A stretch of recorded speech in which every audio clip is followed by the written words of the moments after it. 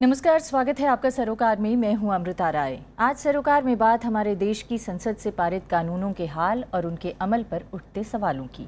Committee on subordinate legislation की ताज़ा report से बात सामने आई है कि बीती जुलाई तक देश में करीब 43 ऐसे कानून थे जिसके लिए ज़रूरी नियम संबंधित विभाग और राज्य सरकारें अब तक नहीं बना पाई हैं। ऐसे ही एक कानून स्ट्रीट वेंडर्स एक्ट पर आज हम चर्चा करने जा रहे हैं, जिसके लिए नियम बनाने और लागू कराने की जिम्मेदारी राज्य सरकारों और म्यूनिसिपैलिटी की है। 1 मई 2014 को गजट नोटिफिकेशन के 2 साल बीत जाने के बावजूद स्ट्रीट वेंडर्स एक्ट सिर्फ 9 से 10 राज्यों में लागू हो पाया है। और स्ट्रीट वेंडर्स एसोसिएशंस की माने तो जहां लागू हुआ भी है, वहां भी आधे अधूरे मन से काम हो सका है। कुछ का तो यहाँ तक कहना है कि पुलिस ज्यादतियाँ और स्थानीय अफसरों की मनमानी सब कुछ बदस्तूर जारी है और इस वजह से गरीबों के लिए बना कानून खुद ही बेबसी का शिकार है। तो आज सरोकार में बात करेंगे कि कैसे प्रभावी बने ये कानून ताकि वेंडर्स के लिए सम्मानपूर्वक काम का माहौल तैयार हो सके और उनकी आजीविका को संरक्षण हासिल हो सके।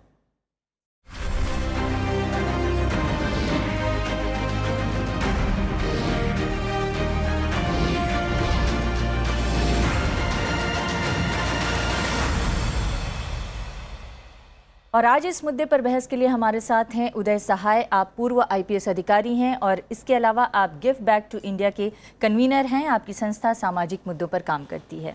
हमारे साथ हैं मधुकेश्वर, आप मानुषी फोरम फॉर डेमोक्रेटिक राइट्स की फाउंडर हैं। आप रेहड़ी पटरी वालों के अधिकारों के लिए लंबे वक्त से संघर्ष करती रही हैं। हमारे साथ हैं अरविंद सिंह, आप कोऑर्डिनेटर हैं national association of street vendors of India. आपकी संस्था स्ट्रीट वेंडर्स को संगठित करने और उनके अधिकारों के लिए काम करती है। हमारे साथ हैं अनिल बख्शी, आप राष्ट्रीय सचिव हैं नेशनल हॉकर फेडरेशन में। आपका संगठन ज़मीनी स्तर पर हॉकर्स यूनियन के साथ काम करता है। आपके संगठन ने national policy on urban street vending में महत्वपूर्ण भूमिका निभाई है। और इसके अलावा हमारे साथ और भी कई खास मेहमान हैं। हमारे साथ हैं गोपाल मोहन, आप दिल्ली के मुख्यमंत्री के भ्रष्टाचार निरोधक और लोक शिकायत मामलों के सलाहकार हैं और दिल्ली में जो वेंडर्स एक्ट को अमली जामा पहनाया गया है उसमें आपकी महत्वपूर्ण भूमिका है।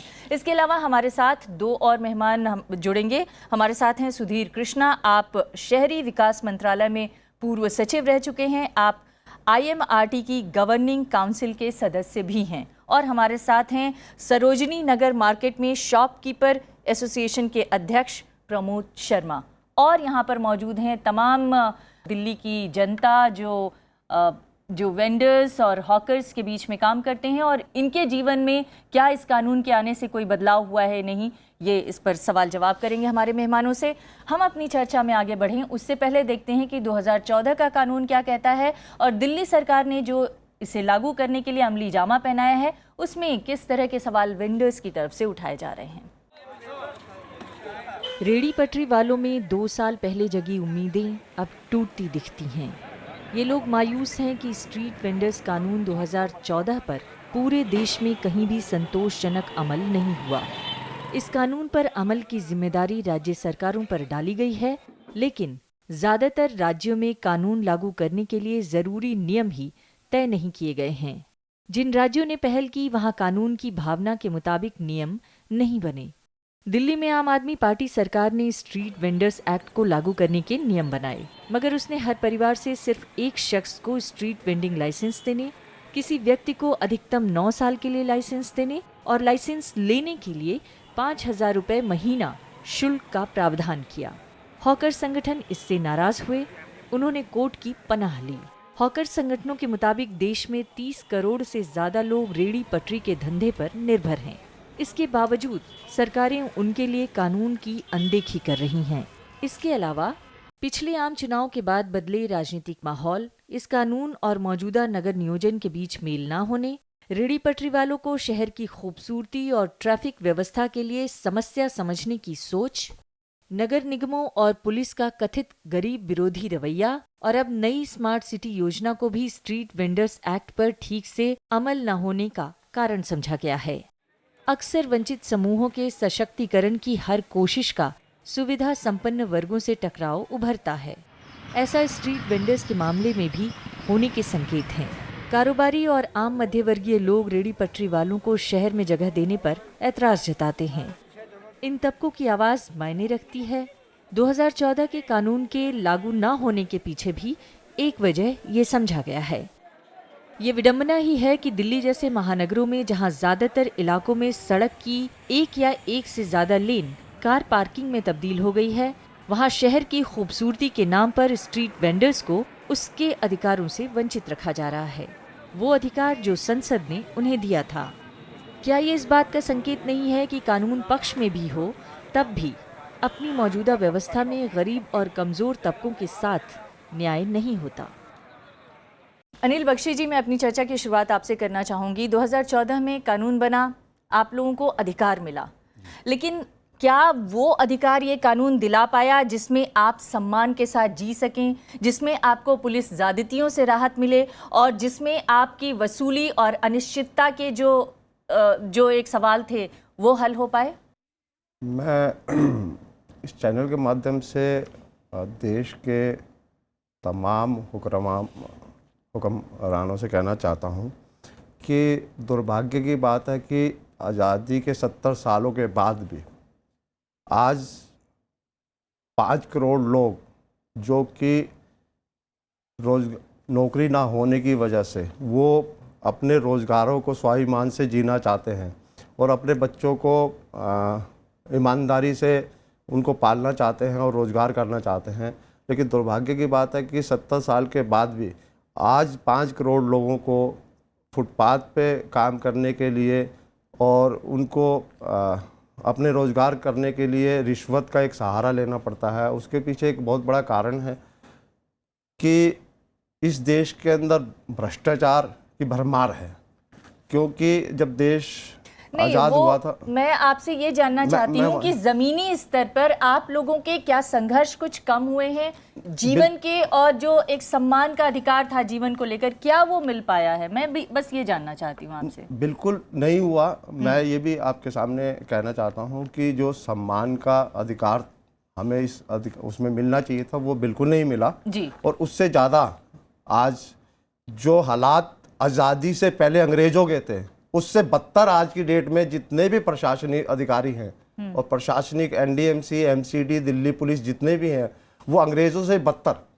आज उनके साथ सलूक करते हैं। तो आप लोग दिल्ली में ही काम कर रहे हैं? मैं दिल्ली में नहीं, मैं राष्ट्रीय सचिव हूँ नेशनल हॉकर फेडरेशन का। मैं पूरे देश के अंदर घूमता हूँ, लेकिन मैंने देखा है कि आज जो देश के अंदर अंग्रेजों के ज़माने में जुर्म नहीं होता था वो आज की डेट में होता है। जी अरविंद जी, मैं आपसे भी जानना चाहती हूँ, आप भी वेंडर्स के बीच में काम करते हैं, आप भी वेंडर्स का एक संगठन चलाते हैं, आपको क्या लगता है ज़मीनी हकीकत इस वक्त क्या है इस कानून की?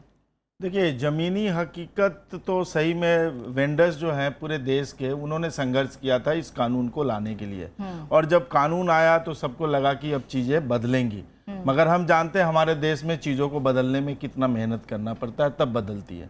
तो पहला स्टेज पे जो चीज़ों को बदलना था वो था राज्य सरकारों का। राज्य सरकारों को उस कानून के तहत आर्टिकल 36 और 38 के तरह रूल्स और स्कीम्स बनाने थे। यदि हम दिल्ली का बात करें तो दिल्ली सरकार ने ऐसा रूल्स और स्कीम बनाया कि कानून का उल्टा प्रभाव रेहड़ी वालों पे पड़ा। आप ये कह रहे हैं दिल्ली सरकार ने ऐसा कानून बनाया कि उल्टा प्रभाव पड़ा? जैसे मतलब आपको कानून लागू नहीं करना है तो ऐसे रूल्स बना दीजिए जिसका प्रभाव जो है रेहड़ी वालों को फायदा ही नहीं मिलेगा। ये उल्टा प्रभाव कैसे पड़ा? जैसे एक उदाहरण मैं देता हूँ, इनके रूल्स के अनुसार 71 टाउन वेंडिंग कमेटी बनने हैं दिल्ली में। 71 टाउन वेंडिंग कमेटी बनाते बनाते जो है रेहड़ी वाला बूढ़ा बुजुर्ग हो जाएगा, मगर वो टाउन वेंडिंग कमेटी नहीं बन पाएगा। जो पहला टाउन वेंडिंग कमेटी बना उसमें रेहड़ी वाले का कोई प्रतिनिधि नहीं था। तो जो आपका स्पिरिट है, कानून का कमी नहीं है। देखिए, दुनिया का पहला देश है जिसने कानून बनाया और ये कानून बहुत एम्पावरिंग कानून है। इससे दो बहुत बड़ा मुद्दा का सॉल्यूशन मिलता है। एक कि लोगों को शहरों का डेस्टिनी निर्धारित करने में लोगों की क्या भूमिका हो सकती है और असंगठित मजदूरों को अपना अधिकार पाने के लिए क्या फोरम हो सकता है। इसमें टाउन वेंडिंग कमेटी सबसे महत्वपूर्ण भूमिका में है। तो आप यदि कानून का स्पिरिट को नहीं समझेंगे तो कानून पर से का समस्या नहीं है। दूसरा ये है कि हमारा जो नगरीय व्यवस्था है वो नगरीय व्यवस्था में भी सुधार का बहुत जरूरी है। गवर्नेंस एक बहुत बड़ा मुद्दा है, क्योंकि यदि नगरीय व्यवस्था में हम सुधार नहीं लाएंगे तो अभी क्या है कि शहरों को म्युनिसिपल कमिश्नर्स डिसाइड करते हैं कि कहाँ पे वेंडिंग जोन हो, कहाँ पे वेंडिंग जोन नहीं हो, कहाँ पे रेहड़ी वाला बैठे, कहाँ पे नहीं बैठे। कानून कहता है कि टाउन वेंडिंग कमेटी बनाएगा। तो मैं अभी बता रहा था कि जयपुर में इन्होंने नो वेंडिंग जोन डिक्लेयर कर दिए। वहां के रेहड़ी वाले कोर्ट गए, कोर्ट ने कहा कि नो वेंडिंग जोन डिक्लेयर करने का राइट म्युनिसिपल कॉर्पोरेशन को नहीं है बल्कि टाउन वेंडिंग कमेटी को है। तो वापस उसको ये किया, रिवोक किया गया ऑर्डर को। तो कोर्ट के माध्यम से भी रेहड़ी वाले अपने अधिकार पा रहे हैं, मगर ये लंबा संघर्ष करना पड़ रहा और है। प्लस कोर्ट का खर्चा भी होता है। वैसे वकील भी आपको पैशनेट वकील चाहिए जो आपके लिए वहां पे उतने ये कर सकते अगर हैं। इतना ही पैसा होता रेडी पटरी वालों के पास तो वो अपनी अच्छी दुकान को चला के बैठ जाते, उनके लिए ये सब करने की क्या जरूरत थी। देखिए सारे सवाल आपके ऊपर उठाए जा रहे हैं कि जो आप लोगों ने कानून को अमली जामा पहनाया उसमें बहुत सारी खामियां नजर आ रही हैं, वो भी कह रहे हैं, ये भी कह रहे हैं। तो क्या कानून अपने आप में कहीं अक्षम है तमाम इन लोगों के संघर्षों से बचाने के लिए? मैं आपको थोड़ा सा बता देता हूँ कि शायद सर जो भी कह रहे हैं शायद उन्होंने कानून को समझा नहीं पूरी तरह से। कानून में कुछ चीज़ें ऐसी हैं जो क्लियरिटी के साथ नहीं थी। जो 2014 में सेंट्रल ने कानून पास किया उसमें इस तरह की 2 कंडीशंस थी कि वोटर कौन होगा, मतलब जो टीवीसी की जिन्होंने बात की कि सभी अपने जो वेंडर्स हैं वो वोट करके एक टीवीसी चुनेंगे और उस टीवीसी में जो चुन के आएंगे वो लोग जो होंगे डिसाइड करेंगे उन सब के लिए। तो सबसे पहले ये था कि वोटर होगा कौन जो उसको वोट करेगा, इसको पहचानना बहुत ज़रूरी था। तो इसको पहचानने के लिए कोई ऐसा सिस्टम नहीं था और सर्वे भी उसी टीवीसी ने करना है जो टीवीसी इलेक्ट होगी। तो फर्स्ट टीवीसी इलेक्ट करने का कोई प्रोविजन ठीक से नहीं था। एक तो ये बताइए, इन्होंने कहा कि 71 टीवीसी बनाए जाने की बात थी, मैंने पढ़ा कि 5 टीवीसी बनाया गया है। ये टीवीसी में 40% इनकी भागीदारी थी, प्रतिनिधित्व था। बाकी कौन लोग हैं और बाकी कैसे उसको चलाना है, ये इसके बारे में थोड़ा विस्तार से बताइए कि आप लोगों ने उसको कैसे अमली जामा पहनाया है। देखिए मैं पहले आपको बताता हूँ कि 71 टीवीसी बनाने से नुकसान ना होके इनको फायदा था। जैसे कि मैं आपको बताता हूँ, एक क्षेत्र है नई दिल्ली, एक क्षेत्र है कस्तूरबा नगर, एक क्षेत्र है कालकाजी। इस तरह से दिल्ली में 70 विधानसभाएं हैं। एक विधानसभा में लगभग 2 से 2.5 लाख लोग रहते हैं और काफ़ी सारा एरिया जो है काफ़ी बड़ा एरिया कवर हो जाता है। टीवीसी में 30 मेंबर की कमेटी लगभग बताई गई थी कि होगी, जिसमें से 40% वेंडर्स बोले गए थे।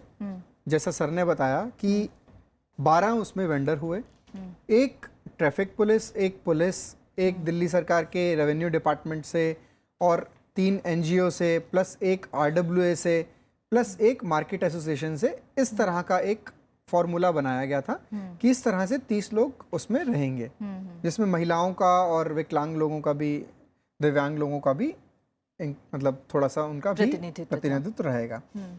तो हमने देखा अगर पूरे दिल्ली में हम सिर्फ 4 टीवीसी बनाते हैं तो एक एमसीडी का एरिया जो है वो लगभग 25 विधानसभाएं कवर करता है।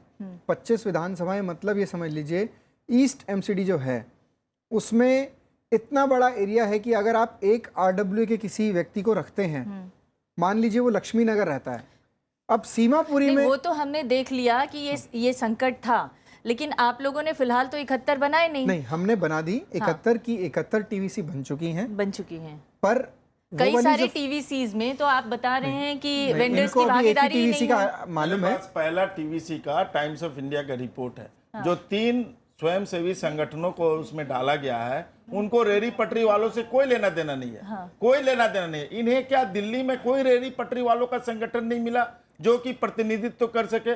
मेरा कहना था यदि कोई अपने पार्टी के भी लोग होते तो वो भी गरीबों की बात करते। ऐसे लोगों को डाला जो एनडीएमसी बहुत प्रसन्न हो गया। उन्होंने कहा ये तो दिल्ली सरकार ने बनाया, आप दिल्ली सरकार से पूछिए। टीवीसी बनाने के लिए हमने जो एसडीएम्स होते हैं उनको बताया गया था, उन्होंने जगह जगह जाके लोगों से एप्लीकेशन इनवाइट की। जो एप्लीकेशंस आई उनमें से उन्होंने चयन किया। एक मिनट कोई बात नहीं, आपका अधिकार है, ठीक है। कई बार इन्होंने सुझाव दिए, वो सुझाव हमने कानून में अमेंड भी किए। हमने पहला कानून जो अमेंड बनाया था उसमें नासवी और नेशनल हॉकर फेडरेशन के कुछ सुझाव आए और 90% सुझाव थे वो हमने इंक्लूड किए। आपके सामने इन दोनों ने हमें बधाई दी। बावजूद इसके वो संतुष्ट नहीं है, उनको बिल्कुल। ये लग रहा है कि अभी भी इसका पुलिस रीजन की बताता हूं। उसका रीजन पे इसका और रीजन बाकी ये है चीजों कि ये कानून बनाना सिर्फ दिल्ली सरकार का काम था और इसको फॉलो करना जो है एमसीडीज और पुलिस। तो खैर इसमें कहीं बहुत कम रोल है क्योंकि पुलिस को एक्चुअल में अलाउड ही नहीं है कि इसके बीच में किसी को जाके हटाना, जब तक एमसीडी पुलिस को नहीं बुलाती। Actually, उसका गोपाल रीजन ये गौर जी, ये कुछ प्रॉब्लम का मामला नहीं है, ये लोगों का जीविका का मामला है। ये nitty-gritty नहीं, बिगर इश्यूज एट स्टेक हैं। Please let's move on. ये ठीक है कि आप लोगों ने उसका नोटिफिकेशन किया, आप लोगों ने अमल की प्रक्रिया शुरू की, लेकिन अभी भी लोग अभी संतुष्ट नहीं है और पुलिस ज्यादतियों की मार। आप ये कह रहे हैं कि एमसीडी के परमिशन के बाद ही पुलिस कोई एक्शन कर सकती है, लेकिन इनका ये कहना है कि पुलिस ज्यादतियां तो अभी भी चल रही हैं, अभी भी लोगों को हटाया जा रहा है, अभी भी लोगों को उसी तरह से तंग किया जा रहा है, अभी भी घूस लिए जा रहे हैं। आप क्या कहेंगे? अमृता जी, मैं केवल एक एक्स पुलिस ऑफिसर नहीं हूँ, मैं convener give back to India नाम की एक संस्था से जुड़ा हूँ जो इन मुद्दों पे टाइम टू टाइम एक अवेयरनेस क्रिएशन और एक रिसर्च का काम करती है। इसमें थोड़ा हमें एक बड़े मुद्दे पे जाना पड़ेगा। ये इत्तेफाक है कि आज ही केरल में कोझिकोडे में भारतीय जनता पार्टी का कन्वेंशन का मेन एजेंडा पॉइंट अंत्योदय है और अंत्योदय के अगर आप गहराई में जाएं तो last man in the ladder का इशू रेज होना है और अर्बन गवर्नेंस का लास्ट मैन यही रेडी पटरी वाले हॉकर्स वेंडर्स हैं। तो मैं बहुत आशान्वित हूं कि आज ये मुद्दा फ्लैग आपने किया है और ये क्रेडिट आपके चैनल को और आपको जाता है कि बहुत सही समय पर आपने ये मुद्दा उठाया है। दूसरा मुद्दा है कि कंट्री के बहुत कानून ऐसे हैं जो ऊपर से थोपे गए, कुछ ही कानून है जिसको हम सबऑल्टर्न कानून कहते हैं जो ग्रास रूट प्रेशर से बना है। उसमें से एक कानून ये है, एक लंबी लड़ाई के बाद नासवी जैसी संस्थाएं, देश के और संस्थाएं और हमारे सामने जो हमारे दोस्त बैठे हैं, इनके प्रयासों के बाद प्रेशर जो बिल्डअप हुआ उससे कानून बना है।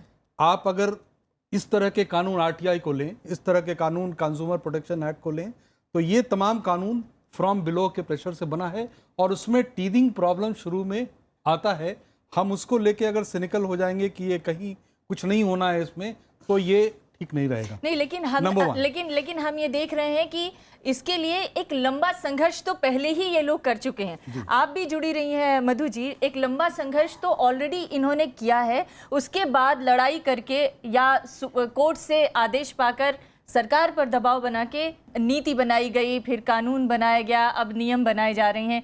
नीति, कानून, नियम, इसके बावजूद हर्ष वही ढाक के तीन पात। अमृता जी, कानून में बुनियादी प्रॉब्लम्स हैं क्योंकि ये जो टाउन वेंडिंग कमेटी की जो सारा ढांचा है ना, ये अपने आप में निहित फॉल्टी है।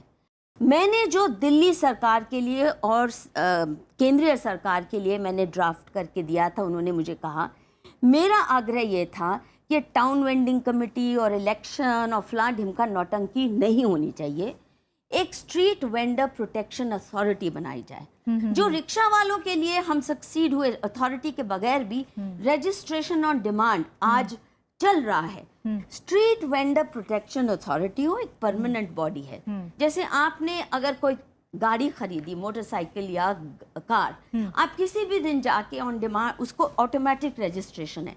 इसी किस्म से क्योंकि स्ट्रीट वेंडर के लिए एक मिनट, केवल रजिस्ट्रेशन का मामला नहीं था ना, यहाँ पे तो उसके पुनर्वास की, उसके सामाजिक सुरक्षा का भी मामला था। What I am trying to say is two things.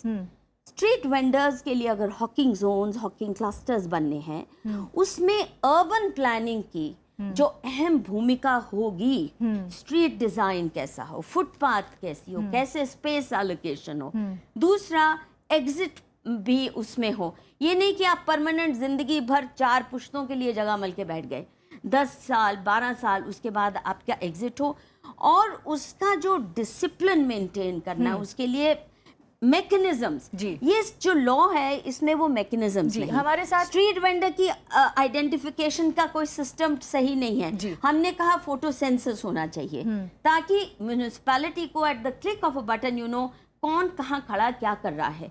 और किसने बेच दिया, किसने उसका व्यापारी कर दिया। आपने एक इम्पॉर्टेंट चीज उठाया तो यहाँ आप पे। अगर इंस्टीट्यूशनलाइज उसको इस तरह नहीं करेंगे जो कि परमानेंट इंस्टीट्यूशन है, जैसे ट्रांसपोर्ट अथॉरिटी, वहाँ किसी को कोई दिक्कत जी, नहीं आप होती। ये कह रही हैं कि हाँ। यहाँ पर स्ट्रीट ये वेंडिंग वेंडिंग कमेटी प्रोटेक्शन नौटंकी अथॉरिटी बनाए जाने की जरूरत और ये है। कभी और चल ही नहीं सकती। मैं कह सकती हूँ आज नहीं 100 साल में ये स्ट्रीट वेंडिंग जो टाउन वेंडिंग कमेटी, मैं आपसे आग्रह करूंगी, जो मैंने कानून बना के दिया था दिल्ली मैं और मेरे साथ सरकार को, अर्बन कृपया डेवलपमेंट उसको मिनिस्ट्री देखिए। में पूर्व अधिकारी रह चुके सुधीर जी हैं। सुधीर जी, मधु जी का ये कहना है कि जो अर्बन डेवलपमेंट मिनिस्ट्री है यानी शहरी विकास मंत्रालय जो है, उसको और ज़्यादा इसको प्लानिंग के तहत ले आना चाहिए था, और जो टीवीसी बनाए जाने की बात थी उसके बजाय उसे अगर अथॉरिटी बनाकर इसको इम्प्लीमेंट करना होता तो शायद ज़्यादा बेहतर तरीका होता स्ट्रीट वेंडर्स को प्रोटेक्शन देने का। आप क्या कहेंगे?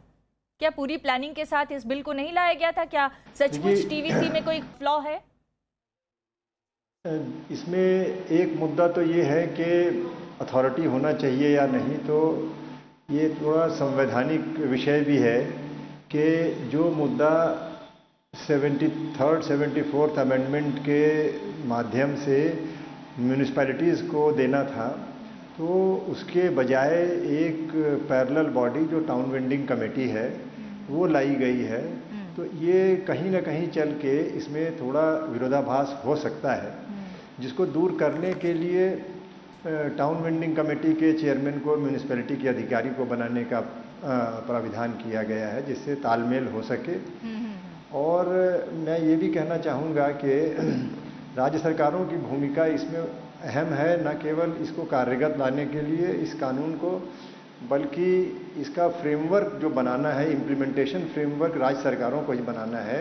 भारत सरकार और संसद के द्वारा एक्ट तो बन गया है, लेकिन रूल्स जो हैं वो राज्य सरकारों को बनाने हैं, और काफ़ी फ्रीडम भी दी गई है राज्यों को और रूल्स बनाने में। तो जब रूल बने हैं तो वो रूल्स में टाउन मास्टर प्लान को इंटीग्रेट करना बहुत ज़रूरी है। नहीं तो वेंडिंग जोन अपने दिशा में चलेंगे और मास्टर प्लान में कुछ और होगा, तो वही विरोधाभास जो कि अनऑथराइज्ड कॉलोनीज़ को लेके दिल्ली में दशकों से चला आ रहा है कि मास्टर प्लान में अनऑथराइज्ड कॉलोनीज़ का क्या वजूद है, और जो उसके लिए अलग से लॉ आते हैं या कोर्ट के रूलिंग आते हैं उसमें उसका ये अलग किसकी वजूद जिम्मेदारी है? विरोधाभास लेके मास्टर प्लान के अकॉर्डिंग टीवीसी बनाने की जिम्मेदारी किसकी है? ये सब व्यवस्था पहले क्यों नहीं सोची गई जब लॉ ले आया गया, जब कानून बनाया गया? मास्टर प्लान में देखिए दो बातें हैं। एक तो ये है कि जैसे दिल्ली का उदाहरण लें तो दिल्ली के मास्टर प्लान में वेंडिंग जोन के बारे में विवरण दिया गया है, कहाँ वेंडिंग जोन बनेंगे। और ये जो एक्ट बना है इसमें भी लिखा हुआ है कि प्लानिंग अथॉरिटी से सलाह लेके, जो टाउन वेंडिंग कमेटी है वो प्लानिंग अथॉरिटी से सलाह लेके अपनी प्लानिंग जो मास्टर प्लान या प्लान बनाएंगे, वेंडिंग जोन के प्लान बनाएंगे, वो प्लानिंग अथॉरिटी से मशवरा करके तब बनाएंगे। तो अगर ये सब चीज़ें इस तरह से तालमेल के साथ चलें तो ज़रूर ही ये समस्या का कुछ हद तक, क्या आप लोगों ने प्लानिंग अथॉरिटी आप लोगों ने प्लानिंग अथॉरिटी के साथ बातचीत करके, तालमेल करके, मास्टर प्लान कैसा है और टीवीसी कहाँ बनाया जाए और कहाँ रेडी पटरी वालों को जगह दी जाए, ये सब जो प्राइमरी चीज़ें हैं उसको पूरा किया था इसको ले आने से पहले, इस बिल को लागू कराने से पहले? हमने बिल्कुल इस पे काम किया था, पर जैसा अभी एक साथी ने कहा कि ये वेंडिंग जोन और नॉन वेंडिंग जोन डिसाइड करना टीवीसी का काम है। अगर हम ये डिसाइड कर देते कि कौन सा वेंडिंग जोन होगा, कौन सा नॉन वेंडिंग जोन होगा, तो फिर टीवीसी का जो अधिकार है वो हम छीन लेते। पर फिर भी हमने ये अधिकार टीवीसी के पास छोड़ा कि टीवीसी ये डिसाइड करेगी सर्वे में कि कहाँ पे वेंडिंग की जा सकती है, कहाँ पे नहीं। अर्बन डेवलपमेंट का भी एक हमने जो लेकिन जब आपने टीवीसी को छोड़ा और वो कह रही है कि टीवीसी की कॉन्सेप्ट फ्लॉलेस नहीं है, इलेक्टेड बॉडी है, आए दिन बदलेंगे। नहीं, बिल्कुल सही कह रहे हैं। City planning is not a knee jerk reaction by people who don't know कि सिटी प्लानिंग होती क्या है। टीवीसी के पास कोई एक्सपर्टीज है नहीं, टीवीसी के पास कोई अर्बन प्लानर्स है नहीं, और दूसरा उसको बनाने में ही इतनी दिक्कतें हैं क्योंकि एक जो ब्यूरोक्रेट है उसकी ट्रांसफर होती रहेगी, कोई 6 महीने है, कोई 1 महीने है जी। 2004 का जो पॉलिसी बना था उसमें स्टेट गवर्नमेंट और म्युनिसिपल कॉर्पोरेशंस का कहना था कि हमारे पास पैसे नहीं है, इस बार जब कानून बना तो साथ में national urban livelihood mission launch किया गया। उस मिशन का 5% जो पैसे होंगे वो स्ट्रीट वेंडिंग के ऊपर खर्चा होंगे। तो सारे राज्य सरकारों के पास और सारे म्युनिसिपल बॉडीज के पास पैसे हैं। दुर्भाग्य ये है कि इसमें प्लानिंग के भी गाइडलाइंस इशू किए गए हैं। स्ट्रीट अर्बन वेंडिंग प्लान कैसा होगा उसके भी गाइडलाइंस इशू किए हैं, मगर जो म्युनिसिपल बॉडीज को प्लान बनाना, चाहे आप आउटसोर्स करके बनाओ चाहे जैसे भी बनाओ, सिर्फ एक ही शहर ने अभी तक बनाया भारत का, वो है वाइजाग। नहीं तो अभी कोई शहर ने अपना स्ट्रीट वेंडिंग प्लान जो जैसे बता रहे थे वो इंटीग्रेट करके, और जब आप स्ट्रीट वेंडिंग प्लान बनाएंगे तो नेचुरली मास्टर प्लान से इंटीग्रेट करेंगे, टीवीसी से लेंगे, अदर स्टेक होल्डर से लेंगे, तो पैसा रहते हुए राज्य सरकारों के पास और म्युनिसिपल कॉर्पोरेशन के पास पैसा रहते हुए वो जो है वो पैसे का सबसे बड़ा सोर्स है कि ये मंथली देंगे 500 रुपया महीना, 600 रुपया महीना, कुछ भी लीजिए। और इतना बड़ा ये फाइनेंशियल पूल है कि हर महीने हर वेंडर बड़ी खुशी से अगर 500 मांगोगे 600 देने को तैयार है। नहीं, लेकिन ये तो सिस्टम तो बनाओ। लेकिन आप तो ये कह रहे हैं कि इस सिस्टम में प्लानिंग के लिए जगह है।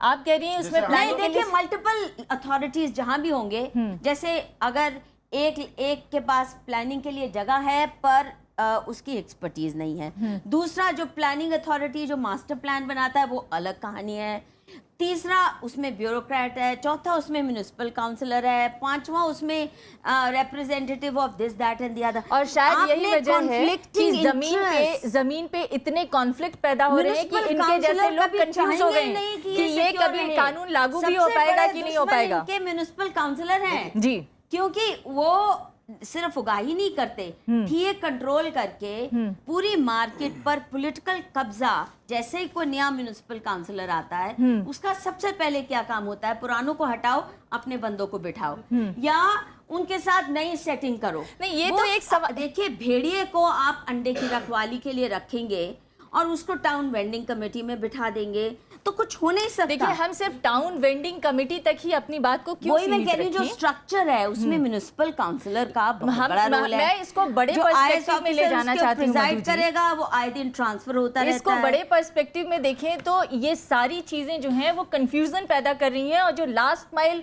जिसको उसका फायदा हासिल होना है उसको कुछ भी नहीं मिल रहा है, उसको सिर्फ पुलिस बिठा रही है। हमारा टीवीसी का बनाने का मतलब ये है कि सबसे पहले आप जितने भी लोग बैठे हैं आप एक सर्वे कर लीजिए।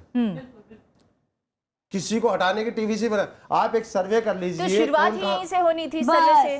शुरुआत तो सर्वे से ही होनी थी कि फोटो सेंसस कीजिए, फोटो सेंसस, सिर्फ सर्वे नहीं। आप सर्वे कर लीजिए कौन कहाँ बैठा है। उसको एक इसका मतलब आप लोग जो समस्या बता रहे हैं उससे एक बात स्पष्ट हो रही है कि जरूर कानून में कहीं ना कहीं कोई कमी है जिसकी वजह से इसको लागू करने में प्रॉब्लम आ रही है। हम इस चर्चा को जारी रखेंगे, एक ब्रेक के लिए रुकेंगे और ब्रेक के बाद लौटेंगे तो हम ये बात करेंगे कि देश में तकरीबन 2.5 करोड़ से लेके 5 करोड़ स्ट्रीट वेंडर्स हैं, ऐसा आप लोग दावा कर रहे हैं। उस 5 करोड़ स्ट्रीट वेंडर्स के अगर परिवार वालों को जोड़ लें तो कम से कम 25 से 30 करोड़ लोग हैं। लेकिन आप लोगों की राजनीतिक ताकत ऐसी क्यों नहीं बन पा रही है कि लंबे संघर्ष के बाद आपने कानून भी पास करवाया, आप कोर्ट तक भी गए, मगर आपको आपका अधिकार हासिल नहीं हो सका। इस पर एक चर्चा करेंगे, ब्रेक के लिए रुकते हैं, ब्रेक के बाद लौटेंगे।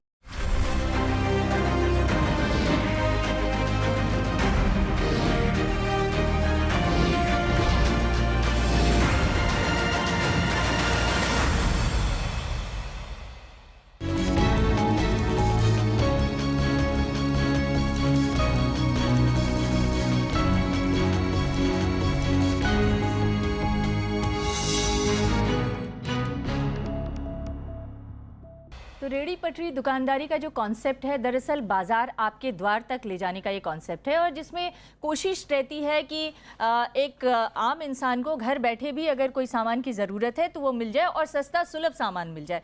इस कॉन्सेप्ट के तहत उन तमाम गरीब लोगों को स्वरोजगार का एक मौका मिलता है। इसमें हमने इससे पहले बताया कि तकरीबन 5 करोड़ लोग, और दिल्ली में सबसे ज़्यादा लोग इस व्यापार से और इस रोज़गार के साधन से जुड़े हुए हैं। कोशिश ये थी, इनकी डिमांड ये थी कि इनको सम्मानपूर्वक अपना काम करने का अधिकार मिले। इस कोशिश के तहत कानून बनाया गया, लेकिन कानून के अमल में आज भी दिक्कतें हैं। तो जो एक कॉन्सेप्ट था कि सम्मानपूर्वक, गौरवपूर्वक वो अपना काम भी कर सकें और एक व्यवस्थित तरीके से बाजार चल सके, वो नहीं हो पा रहा है। और क्यों नहीं ये इतने बड़े राजनीतिक ताकत बन पा रहे हैं कि सरकारों पर दबाव बना के अपने लिए हक हासिल कर सकें? और दूसरी तरफ अगर ये स्वरोजगार का ये काम नहीं करेंगे तो फिर क्या होगा? फिर देश में अव्यवस्था नहीं फैलेगी? मधु जी। नहीं, आप बहुत सही कह रही हैं अमृता जी। ये स्ट्रीट वेंडर्स को सिक्योरिटी देना इनके लिए नहीं, हम सबके हित में है, क्योंकि अगर गुंडों के संरक्षण में ये मार्केटें चलेंगी तो इसका मतलब अपराधीकरण फैलेगा। हम सब अनसेफ हैं क्योंकि हमारी पब्लिक स्पेसेस को उसका एक्सेस हमने गुंडों के हवाले, जिनको पुलिस की पेट्रोनेज भी है, उनके हवाले ठुक दिया है। ये हमारे लिए भी, आपके लिए, सबके लिए खतरे की बात है। दूसरी बात, स्ट्रीट वेंडिंग सिर्फ रोजगार नहीं देता, अपवर्ड मोबिलिटी का बहुत रैपिड जरिया है। आप सोचिए, जो 1947 में रेफ्यूजी बनकर आए थे पाकिस्तान से, बिल्कुल लुटे पुटे लोग, उन्होंने क्या, बहुतों ने करोल बाग, जिसको आज कहते हैं, जनपथ पे, पंचकुइया रोड पे पटड़ी लगा ली। पटड़ी पे सामान बेचते बेचते उनमें से आज करोड़पति अरबपति बने हैं। और ये जो गुलशन टी सीरीज वाले गुलशन, इनकी भी फ्रूट जूस की एक छोटी सी दुकान हुआ करती थी दरियागंज में। बहुत इनकम तेजी से आ सकती है अगर उनको सुरक्षित ढंग से, जैसे थाईलैंड में आप देखिए, आपको street vendor, street hawker 5 star hotel के सामने भी मिलेगा, क्योंकि साफ सफाई है, सिस्टम है। और दूसरा, तो साथ में वो सिस्टम हमारे यहाँ क्यों नहीं आ पा क्योंकि रहा है? म्यूनिसिपैलिटीज जो हमारी हैं, सबसे ज्यादा निग्लेक्टेड सिस्टम ऑफ गवर्नेंस है। अर्बन केओस का सबसे बड़ा कारण है कि एक्सपर्टीज नहीं। आपने सिर्फ बाबू, आपने अर्बन केओस की बात की। और एक लास्ट सेंटेंस मैं आप इससे जोड़ना चाहूंगी कि देखिए, अगर आपने मैकेनिज्म नहीं क्रिएट किए, आइडेंटिफाई करना हॉकर्स को, उनका डेटाबेस बनाना, एंट्री पॉइंट और एग्जिट पॉइंट भी उतना ही जरूरी है, ताकि नए लोग आ सके, पुराने लोग कमाई करके कहीं और किसी और रास्ते में चल सके। जब तक ये मैकेनिज्म्स ट्रांसपेरेंट, और आज टेक्नोलॉजी ऐसी है कि आपका पूरा डेटाबेस आपके press of a button you can get it. जी, लेकिन वो तो बहुत लंबा प्रोसेस होगा, मुश्किल नहीं है। मैं तो ये सवाल पूछना चाहती हूँ को कि ये जो आपने सवाल उठाया कि अगर मैकेनिज्म आप नहीं बनाएंगे तो अर्बन कियोस्क पैदा होगा। आप लोग मैकेनिज्म बनाने की कोशिश कर रहे हैं,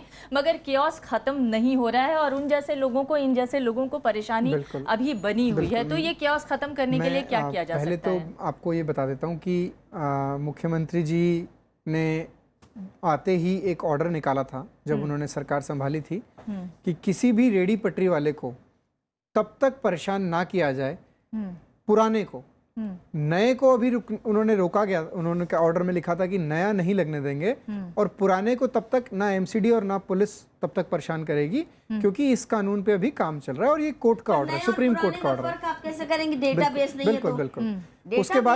उसके बाद ये है कि जो टीवीसी का कानून बनाया गया, उसमें भी लिखा गया कि टेक्नोलॉजी का पूर्ण इस्तेमाल होगा, क्योंकि टेक्नोलॉजी के बिना इस चीज को मेंटेन नहीं किया जा सकता। तो आप लोगों ने टेक्नोलॉजी के इस्तेमाल टेक्नोलॉजी के लिए हमने उसमें बायोमेट्रिक्स सबका रखा हुआ है कि मान लीजिए एक रेडी वाला पटरी लगाता है कहीं पे, तो उसकी फैमिली का और उसका आप लोगों ने जो 3 इम्पोर्टेंट बातें कही हैं, मैं उनकी तरफ से आपसे सवाल करना चाहती हूँ। उसमें आपने कहा है कि एक परिवार से सिर्फ एक व्यक्ति ही रेडी पटरी लगा सकता है। अगर गरीब परिवार है और उसकी आमदनी उतनी नहीं है तो बाकी परिवार तो भूखों मर जाएगा। दूसरी बात, आपने कहा है कि एक आदमी को सिर्फ 9 साल तक के लिए ही लाइसेंस दिया जा सकता है। अगर बड़े बड़े बिजनेसमैन आजीवन और पुश्तों तक अगर बिजनेस कर सकते हैं तो इनको सिर्फ 9 साल के लिए क्यों दिया जा रहा है? ये सही है। मैं अपनी तरफ उनके सवाल अपनी तरफ से कर रही हूँ। तीसरी बात ये कि इनका ये कहना है कि 500 से लेके 5000 तक का पर मंथ फीस लगाया जा रहा है। वो सब क्यों हो रहा है जब उनकी कमाई अगर उतनी नहीं होगी तो क्यों? तीनों जरूरी है दिल्ली का। यदि कोई एनसीआर रीजन में रह रहा है तो उसे यहाँ का रोजगार बिहार से आके क्यों ना कर सके? तीनों चीजों पे आपको आंसर दे देता हूँ।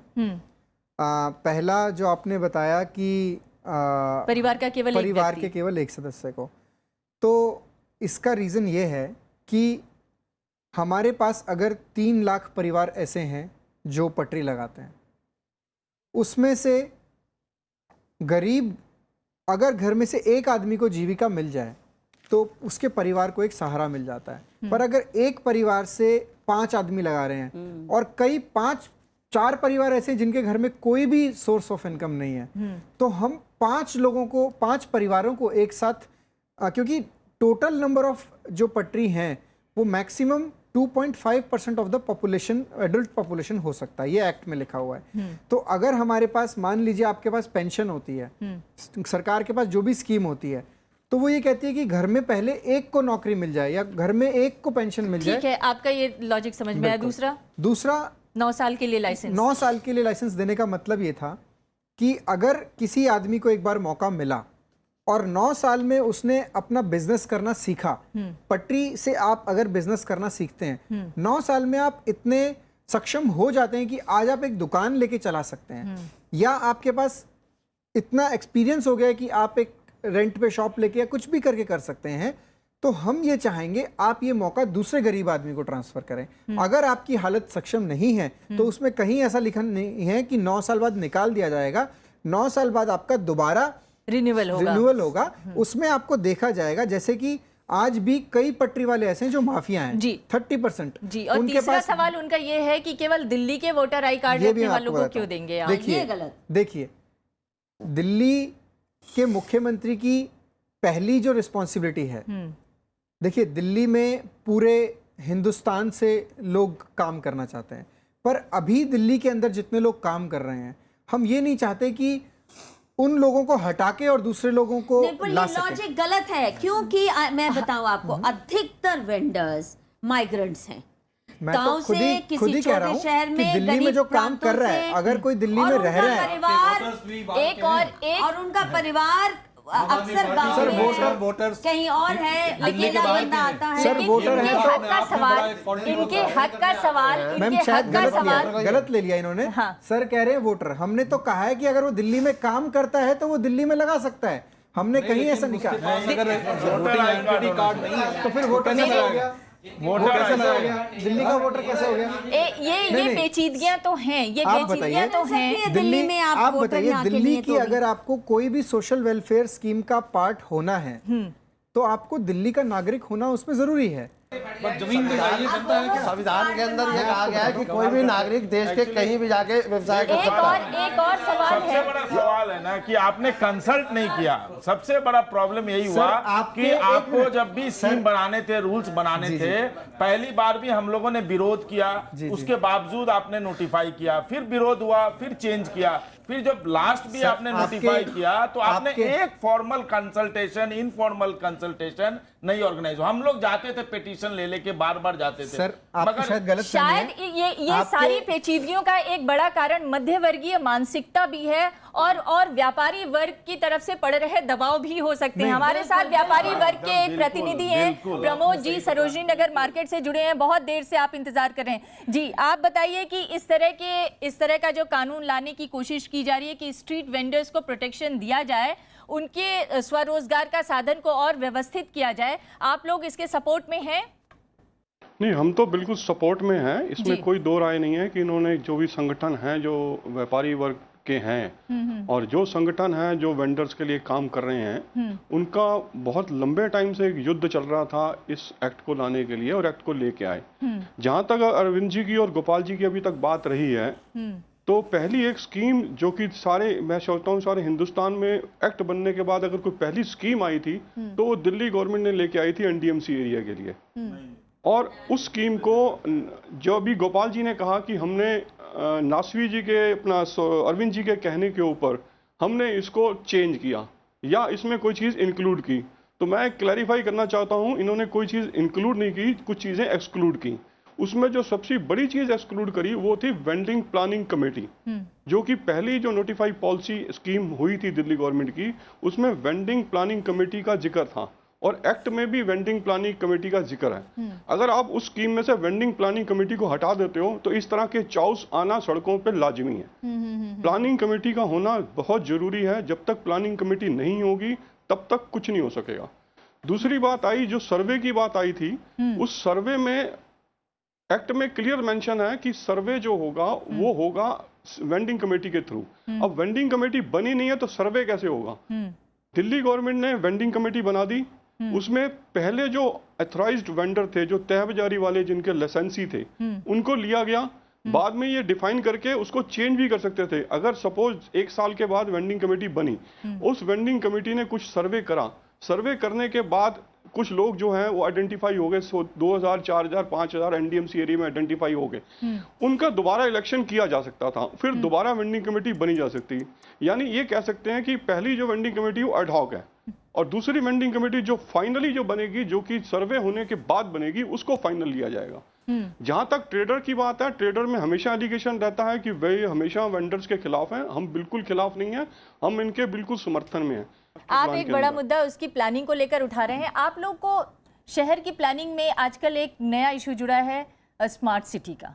उस स्मार्ट सिटी से भी समस्या है? स्मार्ट सिटी में देखिए, एक समस्या, सबसे बड़ी समस्या है भी जो किदवाई नगर में स्मार्ट सिटी प्रोजेक्ट बन रहा है, वहाँ पे करीब 450-500 हॉकर्स थे जो सब्जी बेचकर शाम को कमाते थे अपना रोजगार। आज उस जो वहाँ पे जो प्रोजेक्ट बन रहा है, वहाँ से सबको हटा दिया गया है। एक भी हॉकर्स को कोई रोजगार नहीं है वहाँ पे, एक भी वो सब खाली घूम रहे हैं। अभी मैं पिछले से ही घूम के आया हूँ वहाँ पे, तो सभी घूम रहे हैं कि क्योंकि वहाँ पे जो काम चल रहा है। नहीं, लेकिन क्या जब वहाँ पे काम चल रहा और उन्हें हटा दिया गया तो उनको कोई वैकल्पिक जगह दी गई, उनके पुनर्वास के लिए कोई बात हुई, किसी से उन लोगों ने मिल करके अपनी समस्या बताई? उन्होंने सारी जगह गए वो, लेकिन वो कोर्ट में भी गए। वो कोर्ट में, हाई कोर्ट में गए। हाई कोर्ट ने बोला टीवीसी आपका फैसला देखेगी। मतलब 2 साल पहले जब वो प्रोजेक्ट शुरू हुआ था, तब वो हाई कोर्ट गए थे। हाई कोर्ट ने बोल दिया आप टीवीसी के पास जाइए। मतलब 2 साल हाई कोर्ट में केस लड़ने के बाद भी वो टीवीसी में, आज 2 साल तक टीवीसी का वेट कर रहे हैं वो। सुधीर जी, मैं एक सवाल करना चाहती हूँ। स्मार्ट सिटी प्रोजेक्ट बहुत अच्छा है, लोग चाहते हैं कि हमारे देश में भी शंघाई जैसी सड़कें हों और क्योटो जैसी सफाई हो, ये सब अच्छी बातें हैं, लेकिन उस शहर में गरीब लोगों के लिए कोई जगह होगी कि नहीं होगी, इसके बारे में क्या स्मार्ट सिटी प्रोजेक्ट में कहीं कोई विवरण है, या अगर होगी तो वो किस रूप में वहाँ पर उस व्यवस्था में शामिल हो सकते हैं?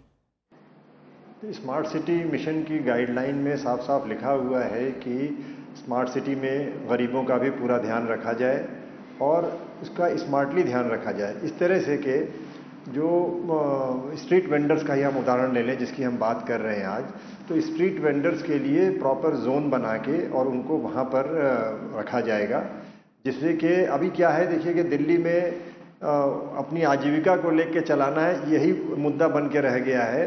वो दूसरों की कितनी सुविधाएं दे रहे हैं, जो स्ट्रीट वेंडर्स हैं वो एरियाज़ की, नेबरहुड की बहुत सी आवश्यकताएं पूरी कर रहे हैं। इन दोनों में तालमेल करते हुए शहर को सुंदर भी बनाया जा सकता है।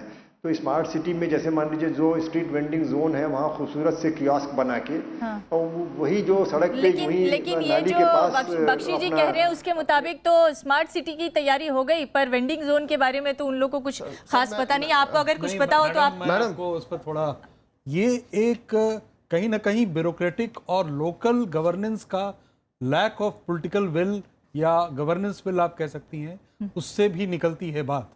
जैसा अभी गोपाल जी पूरी बात अपना कह रहे थे, पूरे के पूरे इस प्रोसेस में एक एडवोकेज्म सा दिखता है। कई एक्सपर्ट्स हैं और एक डेमोक्रेटिक एलिमेंट्स हैं, इनको इसकी साझेदारी का कहीं ना कहीं अपना आदमी सिंड्रोम से पार्टी ग्रस्त है। अपने आदमियों को लगाओ और अपने आदमी, हालांकि अपना आदमी और आम आदमी के नाम पर जो पार्टी आई है वो भी अपने आदमी के सिंड्रोम से ग्रस्त हो गई क्या? देखिए ये क्योंकि इतना डिपेंड करता है ऑन द विम्स और inclination of a good bureaucrat, और जैसे ही वो ब्यूरोक्रेट हटा, आपका लेकिन मधु जी इन्होंने सिर्फ ब्यूरोक्रेट की बात नहीं की। मैं बार-बार उधर जाना चाहती हूँ, मैं बार-बार उनके पास जाना चाहती हूँ, लेकिन आप कह रही हैं इसलिए मैं ये सवाल पूछ रही हूँ। ये सिर्फ ब्यूरोक्रेसी और स्थानीय लोकल अथॉरिटीज की बात नहीं है, एक पॉलिटिकल विल पावर की भी बात है। अगर पॉलिटिकल विल पावर होगी तो तमाम ऐसे दबे और पिछड़े पॉलिटिशियन सिक्योरिटी नहीं देना चाहते हैं वेंडर्स को। मैं आपको बता रही हूँ, ये अनुभव से बता रही हूँ, सबसे बड़े दुश्मन इनके इलेक्टेड रिप्रेजेंटेटिव है, कॉर्पोरेटर है, एमएलए। क्योंकि अगर ये सिक्योर हैं तो फिर जी हजूरी नहीं करेंगे, उनकी रैलीज में जाना है तो ट्रक भर भर के नहीं जाएंगे कोई भी।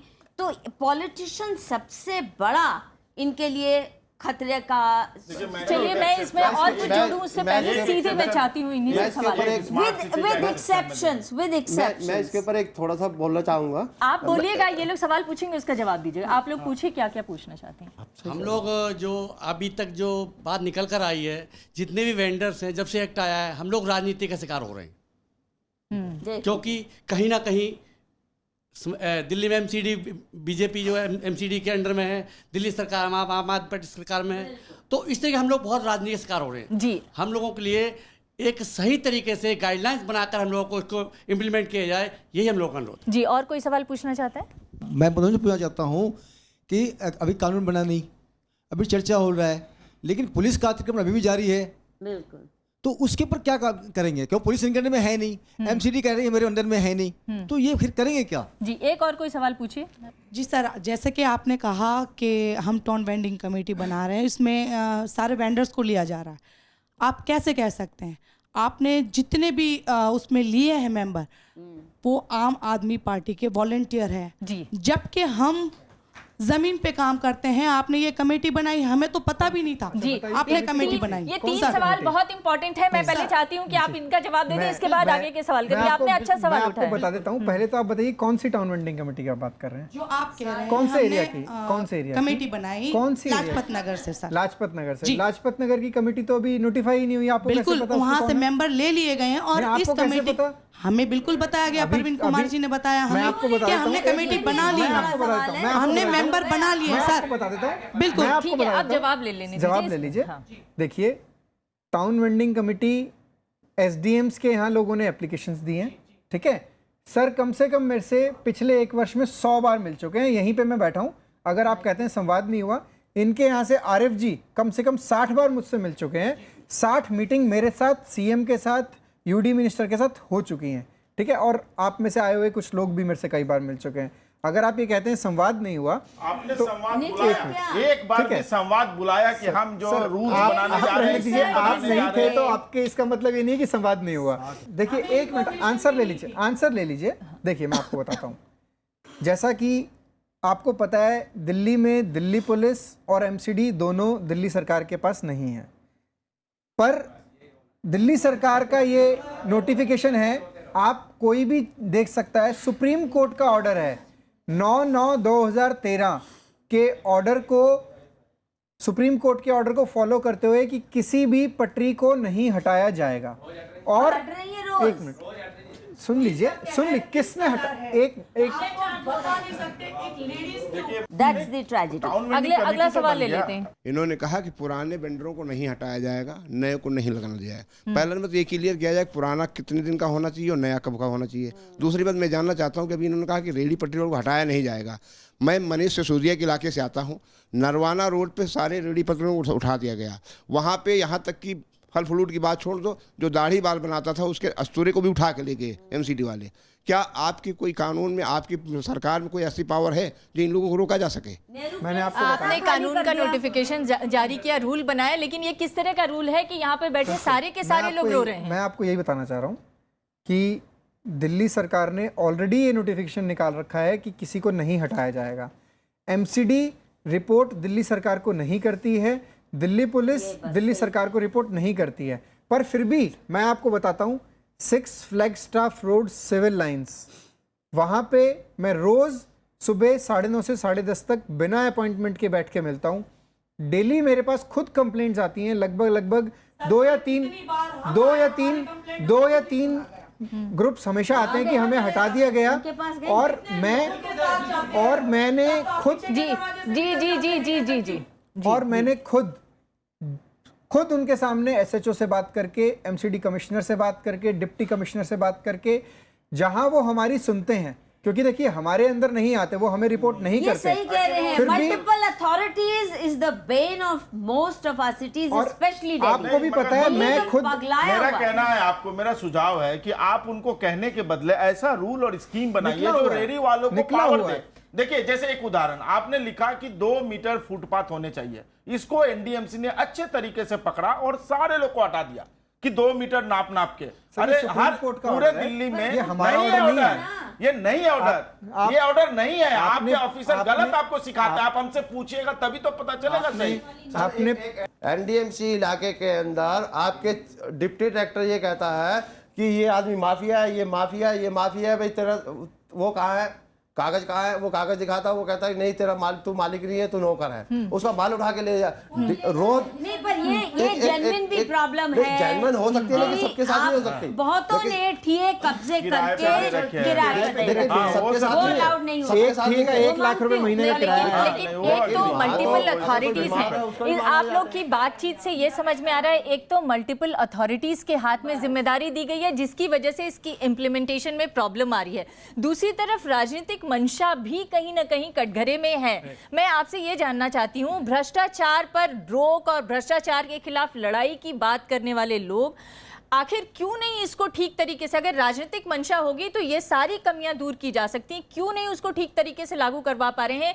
और क्यों म्यूनिसिपैलिटीज के अधिकारियों को, स्थानीय अधिकारियों को, पुलिस को भ्रष्टाचार बढ़ावा देने पर प्रोत्साहित हो रहे हैं वो? ये जो लैक ऑफ पॉलिटिकल विल है मैम, ये जो लैक ऑफ ब्यूरोक्रेटिक विल है, इसका डायरेक्ट रिश्ता करप्शन होने और उसके रोकने से है। पहली बात, इसमें अगर आप उसके गहराई में जाएं तो 4 तरह की एजेंसीज जमीन पर इसको इन्फोर्स करती है।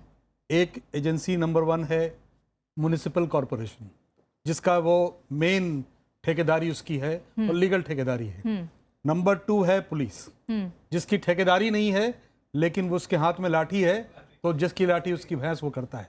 नंबर 3, वहां पर फूड सेफ्टी एक्ट वाले भी पहुंचते हैं कि भाई तुम पकौड़े बेच रहे हो, इसको खाने से लोग मर जाएंगे, सामान उठा के ले जाएंगे, हम इसका टेस्ट कराएंगे। नंबर 4 पोल्यूशन, आपने यहाँ पर चूल्हा लगाया, आप पोल्यूशन फैला रहे हो, कचरा फैला रहे हो, स्वच्छ भारत अभियान को भी डिस्टर्ब कर रहे हो। तो ऐसा नहीं है कि इसमें जो इन्फोर्समेंट एजेंसीज हैं ये उनको नहीं, लेकिन ये इन्फोर्समेंट एजेंसीज को सड़क पे गाड़ियों की जो पार्किंग होती है अवैध, उससे दिक्कत नहीं होती है। वो तो डबल पार्किंग कर देते हैं, उससे कभी दिक्कत नहीं होती। मेरे कहने का कतई तात्पर्य नहीं है कि ये सही कर रही है। हाँ। मैं केवल एनालिसिस करके ये बता रहा था कि एजेंसी एक नहीं है, 5 तरह के लोग इनका शोषण कर रहे हैं। कोई ज्यादा कर रहा है, कोई कम कर रहा है। इनको एकजुट होने की जरूरत है अपने अधिकारों के बारे में। और बड़ा मुश्किल है। नहीं, पुलिस ऐसा डंडा मारेगी जैसे ये एकजुट होंगे। जब हमारा सलाह नहीं लिया जाएगा तो कोर्ट जाने के अलावा तो कुछ बचा नहीं है रेडी वालों को। और कितने कोर्ट ऑर्डर्स लेके जाते हैं, और ऐसे जो इतना गंदा गाली देता है उस कोर्ट ऑर्डर भी आए दिन लिमिट। हम मानुषी जैसी संस्था के भी लिमिट्स हैं कि एक नेहरू प्लेस को बचाते बचाते, छोटे से ग्रुप ऑफ वेंडर्स को बचाते बचाते 20 बार सुप्रीम कोर्ट, 25 बार हाई कोर्ट, एक लिमिट होती है। जजेस भी थक जाते हैं और आइडिया इनका यही है कि जजेस थक के, चिढ़ के बोले सबको भगाओ, मैम तो तंग आ गए। टू एग्जॉस्ट एवरीबॉडी, संस्थाओं को एग्जॉस्ट कर दो, ये तो बेचारे हताश होके, और एंड में रह क्या जाता है एक ही माई बाप, वो है पुलिस और लोकल काउंसलर। बस इनको इनके आगे गिड़गिड़ा लो, इनके आगे चढ़ावा चढ़ा लो, और बस उसके अलावा आपने एक डिमांड की कि जो रूल्स और स्कीम्स जो दिल्ली सरकार एकदम वो हमें, देखिए रेडी वालों को समझ में नहीं आता कि ऐसा रूल और स्कीम ये सरकार क्यों बनाई। अभी तक समझ में नहीं आता क्यों बनाने का क्या मजबूरी था। Done by elected bodies. Election process इतना विशिएटेड है इस देश में कि आपके एमपी, राज्यसभा के एमपी भी वो सीट्स बिकती हैं। लोकसभा में हम जानते हैं कैसे कैसे तरीकों से लोग चुन के आते हैं। वही हाल यहाँ है। अगर आप इलेक्शन की कोशिश करेंगे, सबसे आगे गुंडे आ जाते हैं। आप क्या इनकी मांग से सहमत हैं कि इस रूल और स्कीम को रिविजिट करने की जरूरत है? मैं कह रही हूँ एक स्पेशल अथॉरिटी होनी चाहिए इसको, क्योंकि बहुत बारीकी से। ये स्पेशल अथॉरिटी इनके सोशल सिक्योरिटी की गारंटी वो करेगी? बाद में वो भी आ सकता है। यही मैं कह रही हूँ। देखिए इतने लाखों लोगों का आपने ध्यान रखना है, उनके लिए प्लानिंग करनी है, सिविक डिसिप्लिन मॉनिटर करना है, तय बाजारी कलेक्शन होनी चाहिए, कोई बेच के न चला जाए या 10 ठिए और न गुंडा कब्जे कर ले। ये मॉनिटरिंग के लिए एम्पावर्ड अथॉरिटी हो जो इलेक्शन नहीं पर अकाउंटेबल हो, हर काम उसका वेबसाइट से दिखे। जी, एक मेरे पास वक्त की कमी सिस्टम्स है। आप नहीं सेट करेंगे। जी, मेरे पास वक्त की कमी है। मैं सुधीर जी आपके पास आना चाहती हूँ, एक सवाल मैं जरूर करना चाहती हूँ इस मसले में। एक और सवाल है, वो अनस्किल्ड लेबर का सवाल है। अगर 5 करोड़ लोग इस व्यापार में या इस तरह के रोजगार में इन्वॉल्व हैं, तो वो अनस्किल्ड लोग कहाँ जाएंगे अगर उनके लिए व्यवस्थित सिस्टम नहीं बनाया जाएगा? क्या वो अपराध में नहीं जाएंगे? ये अनस्किल्ड नहीं है, ये एंटरप्रेन्योर्स है। मैंने पहले भी ये कह रखा है कि ये विषय जो है इसे मास्टर प्लानिंग, टाउन प्लानिंग के दृष्टिकोण से लिया जाए, ना कि गरीबी उन्मूलन और अनऑथराइज्ड कॉलोनी के रेगुलराइजेशन के लाइन पे चलने के बजाय इसको मास्टर प्लानिंग के द्वारा अगर लिया जाएगा तो किसी को हटाने की ज़रूरत नहीं होनी चाहिए, क्योंकि जो इस जीविका में हैं वो समाज की एक आवश्यकता पूरी कर रहे हैं, न केवल अपनी आवश्यकता पूरी कर रहे हैं बल्कि समाज की आवश्यकता भी पूरी कर रहे हैं। तो अगर इनकी आवश्यकता समाज को है तो क्यों ना उनको मास्टर प्लान के तहत एक ढंग की जगह दी जाए, जो हमारी स्मार्ट सिटी मिशन की गाइडलाइन में भी कहा गया है। और क्यों ना उनके लिए हम हर नेबरहुड में, आप देखिए कि कहीं कहीं पर अगर इनको हटा दिया जाए तो आपको 2 किलोमीटर जाना पड़ेगा 1 लीटर दूध का पैकेट खरीदने के लिए, ये हालत है। तो अगर इनकी इतनी आवश्यकता है तो गाइडलाइन में भी लिखा हुआ है, URDPFI गाइडलाइन में, मास्टर प्लान ऑफ दिल्ली उसके प्लान में, सब में लिखा हुआ है। लेकिन इन सबको छोड़ के अगर हम केवल जहाँ के वहाँ के रेगुलराइज करेंगे, जहाँ बैठे हैं वहीं बैठे रहें, उनको नहीं हटाया जाएगा, ये सब करते रहेंगे तो ये घर्षण चलता रहेगा। तो मास्टर प्लान पे ध्यान देने की ज़्यादा ज़रूरत है और जितने लोग इसमें हैं सबको समावेशित करके सबका रिहेबिलिटेशन करना होगा, लेकिन जगह चेंज करनी पड़ेगी। जहाँ है वहाँ से हटके निर्धारित जगह पे जाके सुंदर सुंदर कियोस्क बना के वहाँ इनको बैठाया जाए तो सबका भला इसमें होगा। आपके पास सुझाव के बहुत सारे एलिमेंट्स आ गए हैं। अब आप ये बताइए कि आप ये कह रहे हैं कि रूल्स और स्कीम चेंज किया जाए, आप कह रही हैं अथॉरिटी बनाई जाए, वो कह रहे हैं मास्टर प्लान में बेहतर व्यवस्था की जाए। जितना सबने बोला है, सबका मिश्रण ऑलरेडी है, उनको समझने की जरूरत है। जैसे सर ने बताया, मैं इनसे भी एग्री करता हूँ, मैम से भी एग्री करता हूँ, इनसे भी एग्री करता हूँ, सर से भी एग्री करता हूँ, इन सब से भी एग्री करता हूँ। इन सब चीज़ों का जो मतलब मिश्रण है वो इस रूल्स और स्कीम में है, उसको फॉलो कराने की जो जिम्मेदारी है वो हम सबकी मिलके है। मतलब एमसीडीज की, आप ये फिर वहां पे ले गए कि फॉलो कराने की जिम्मेदारी तो एमसीडी और पुलिस की है, जो आपके पास नहीं है। आप मुझे स्कीम और रूल्स में एक ऐसी चीज बताइए जो इन्होंने कहा वो ना हो। मैं आपको हर एक चीज एक एक पॉइंट से एक्सप्लेन कर सकता हूँ कि आज की डेट में अगर एक एनडीएमसी में टीवीसी आज नहीं बनी, आज से कुछ वर्ष पहले भी बनी थी। एक सरोजनी नगर मार्केट है, सरोजनी नगर मार्केट में एक डिसीजन हुआ, 628 पर्चियां निकली कि नई दिल्ली एरिया में 628 लोग बैठेंगे, 50 सरोजनी नगर, 10 साल पहले 1000 का तय हुआ था। लेकिन बात ये है कि जब भी गरीबों के हक की बात आती है, हर वक्त कोई ना कोई अड़ंगा आ जाता है और उनके हक के साथ न्याय नहीं हो पाता। मैं तो यही कहूंगी, मैं बताता हूं, इनमें कुछ माफिया है। आम आदमी के बात करने वाली तमाम राजनीतिक पार्टियां अगर अपने अपने लेवल पे थोड़ी सी ईमानदारी बरतें गरीबों के लिए, सिर्फ कानून नहीं, उनके इम्प्लीमेंटेशन पर भी ध्यान दें, तो ये समस्या नहीं आएगी और उनके साथ न्याय हो सकेगा। बहुत बहुत धन्यवाद, बहुत बहुत धन्यवाद। हमारे पास वक्त की कमी है, आज बस इतना ही।